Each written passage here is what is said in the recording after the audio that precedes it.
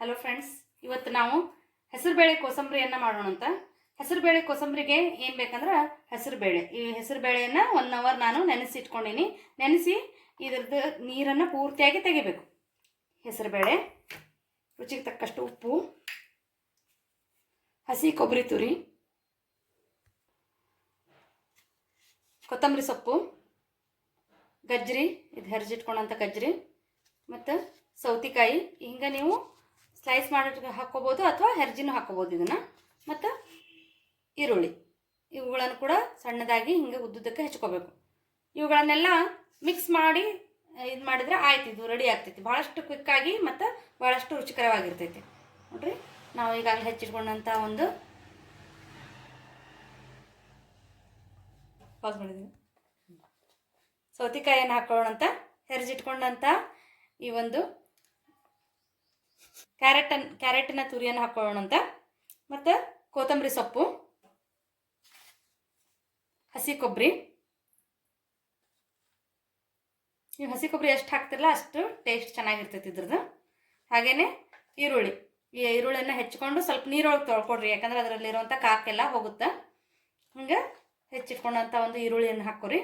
ಹಾಕ್ಕೊಂಡು ಇದಕ್ಕೆ ಬೇಕಾದಷ್ಟು ರುಚಿಗೆ ತಕ್ಕಷ್ಟು ಉಪ್ಪನ್ನು ಹಾಕ್ಕೊಡ್ರಿ. ನೋಡಿರಿ, ಇಷ್ಟು ಉಪ್ಪು ಹಾಕಿದ್ರೆ ಸಾಕು. ಹಾಕಿ ಇದನ್ನು ಮಿಕ್ಸ್ ಮಾಡ್ಕೊರಿ. ಇದು ಉಪ್ಪನ್ನು ನೀವು ಯಾವಾಗ ಊಟಕ್ಕೆ ಬಡಿಸ್ತಿರಲ್ಲ ಅವಾಗ ಹಾಕೋರಿ, ಇಲ್ಲಾಂದ್ರೆ ನೀರು ಬಿಡ್ತೈತಿ ಇದು.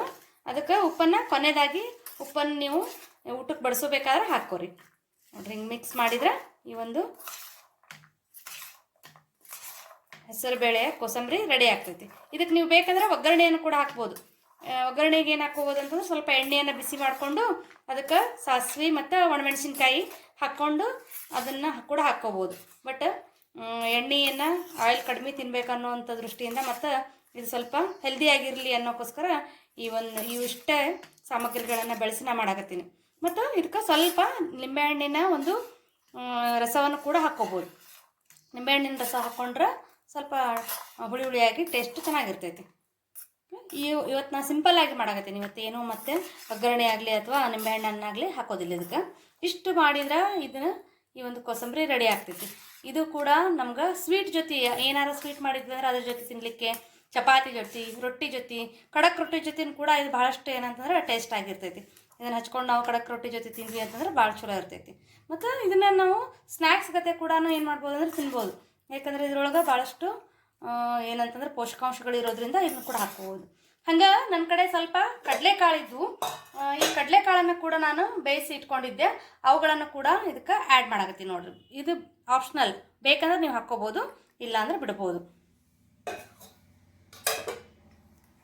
ಈ ಕಡಲೆಕಾಳುಗಳನ್ನು ಹಾಕ್ಕೊಂಡ್ವಿ ಅಂದ್ರೆ ಇನ್ನೊಂದು ಸ್ವಲ್ಪ ಟೇಸ್ಟ್ ಚೆನ್ನಾಗಿರ್ತೈತಿ.